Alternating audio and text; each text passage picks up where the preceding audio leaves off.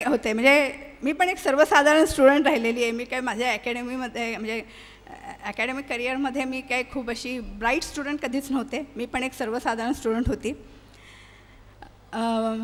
मी पण ठरवलं की मला MPSCची तयारी करायची आहे. मी BTech केलं आणि मी माझा जॉब सोडून मी MPSCची तयारी करायला लागले.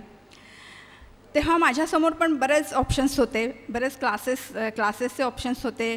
बाजारामध्ये जायचे, खूप सारे पुस्तकं असायची. मी पण सुरुवातीला खूप सारी पुस्तकं घेतली होती. म्हणजे एकेका विषयावर नाही, एकेका टॉपिकवर माझ्याकडे पुस्तकं होते. तेव्हा पॅटर्न थोडं वेगळं होतं. सायकॉलॉजी माझा ऑप्शन सब्जेक्ट होता. तर सायकॉलॉजीमधल्या एकेका टॉपिकवर माझ्याकडे पुस्तकं होती. पण हा अभ्यास करत असताना माझ्या लक्षात आलं की मी खूप सारी पुस्तकं घेतलेली आहे. माझ्याकडे माझा ग्रुप होता, त्यांच्याशी मी चर्चा करायचे. पण तरी कुठेतरी वाटायचं की माझा अभ्यास होत नाही आहे.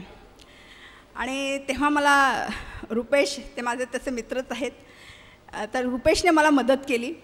त्यांनी त्यांच्या मला नोट्स दिल्या.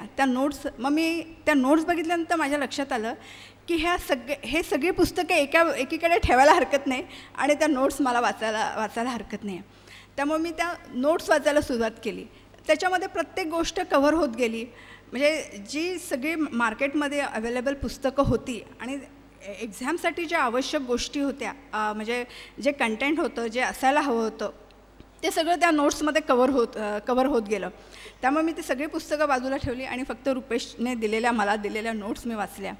आणि खरोखर मला त्याचा खूप फायदा झाला. आणि म्हणजे मला इथे हे सांगायचं आहे की तुमच्यासमोर पण बरेचसे ऑप्शन्स असतात. म्हणजे तुम्हाला पण आता अमरावतीमध्येच पण बरेच क्लासेस असतील, तसेच मार्केटमध्ये पण बरेच पुस्तकं तुमच्याकडे अवेलेबल असतील. ते तुम्हाला आता नेट वगैरे या सगळ्या गोष्टी झालेल्या, बऱ्याच गोष्टी तुमच्याकडे म्हणजे रिसोर्सेस खूप आहेत. पण त्याचा उपयोग कसा करायचा हे फार महत्त्वाचं असतं.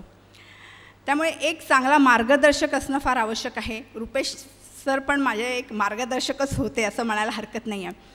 त्यामुळे आपण सोनालीचं कौतुक करतो आहे, त्याचबरोबर रुपेश सरांचं पण एक फार म्हणजे कौतुक करायला पाहिजे. एक मार्गदर्शक म्हणून ते यशस्वी ठरलेले आहेत आणि मला वाटतं की त्यांचंसुद्धा इथे स्वागत व्हायला पाहिजे, त्यांचासुद्धा सत्कार व्हायला पाहिजे.